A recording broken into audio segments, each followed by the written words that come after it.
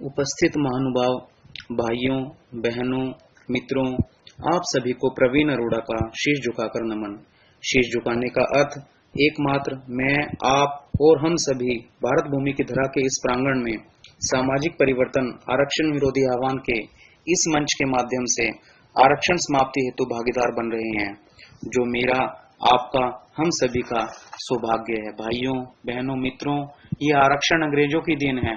1891 ईस्वी में जब भारत देश पर अंग्रेजों का शासन था, तब अंग्रेजों ने कुछ नौकरियां निकाली, लेकिन अंग्रेज अफसर चालाकी से सारे पदों पर हमेशा अंग्रेजों की ही रखते, जिसके खिलाफ भारतीयों ने आवाज उठाई। अंग्रेज सरकार ने कुछ पद भारतीयों के लिए आरक्षित कर दिए। इस तरह प्रणाली अंग्रेजों द्वारा लाई गई। अंग्रेजों को यह भय हो गया कि ये आजादी के दीवाने कहीं उग्र रूप धारण न कर लें, पर हमारे बड़े बुजुर्ग देशभक्तों के समक्ष तो आजादी का लक्ष्य था। वे आजादी के दीवाने मानने वाले कहाँ थे? उनके भीतर तो यह भावना थी, कहीं पर्वत झुके भी हैं, कहीं दरिया रुके भी हैं, नहीं रुकती रवानी है, नहीं झुकती जवानी है। गुरु गोविंद के बच्चे उम्र में थे अभी कच्चे, मगर थे सिंह के बच्चे। जोरावर जोर से बोला, फतेह सिंह शोर से बोला, रखो ईंटें भरो गारे, चुनो दीवार हत्यारे। यही दीवार बोलेगी हजारों बार बोलेगी, हमारे देश की जय हो, पिता दशमेश की जय हो, हमारे धर्म की जय हो, हमारे कर्म की जय हो। और अंत हमने आजादी पाली, जिसके फलस्वरूप मैं आप हम सभी इस प्रांगण में बैठे हैं और खुली हवा में खुले सांस ले रहे हैं। भाइयों, बहनों, मित्रों, प्रश्न यह है कि हमने आजादी पाने के पश्चात शिक्षा क्या प्राप्त की? जो हमारे बड़े बुजुर्गों ने त्याग बलिदान दिए, कैसे लिए अंग्रेजों ने हम पर जो राज करने के लिए फूट डालो और शासन करो की नीति अपनाई, और जिसका आरक्षण भी एक रूप है। और आजादी के बाद से ही राजनीतिक दलों ने जातिवाद को सहारा बनाकर जिसका निमित्त आरक्षण बनाया ताकि सत्ता में बने रहें, ये शिक्षा प्राप्त की। जो बीज अंग्रेजों ने बोया, आज वह भारत देश के सभी राज्यों में पेड़ बनकर खड़ा हो गया है।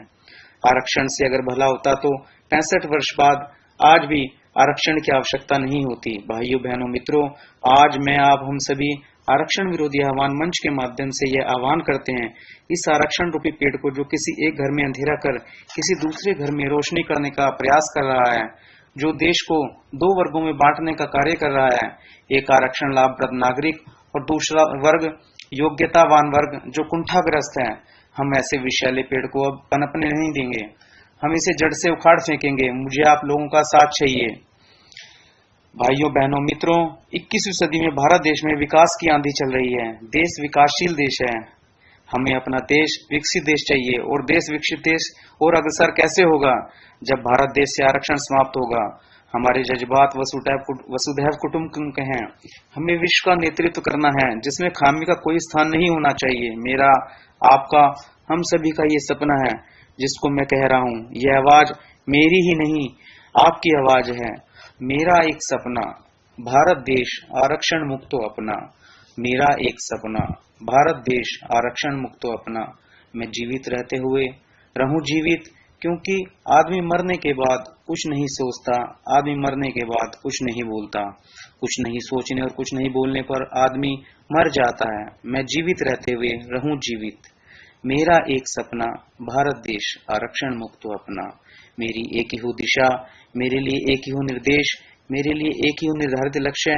मेरे शरीर में जब तक हो खून, मेरे शरीर में जब तक हो श्वास, आरक्षण समाप्ति के लिए रहूं प्रयासरत।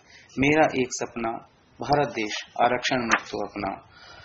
भविष्य में न जले हरियाणा, भविष्य में न जले पंजाब, भविष्य में न जले गुजरात, भविष्य में न जले कोई प्रदेश। शांति प्रिय खुशहाली में निहित हो सारा भारतवर्ष देश।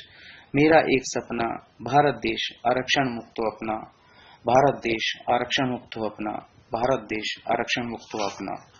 भाइयों, बहनों, मित्रों, आरक्षण लाभप्रद नागरिकों का वर्तमान समय में कोई कसूर नहीं। उनको ललचाया जा रहा है। पहले अंग्रेज फूट डालो और शासन करो की नीति अपनाते थे और राज करते थे, और आज राजनीतिक दल संविधान से भी ऊपर जा रहे हैं। तमिलनाडु, राजस्थान इसका उदाहरण है।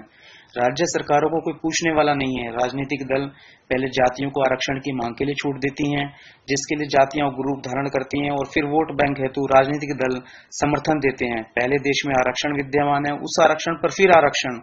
आज पदोन्नत में आरक्षण की मांग बहुजन समाजवादी पार्टी, जिसके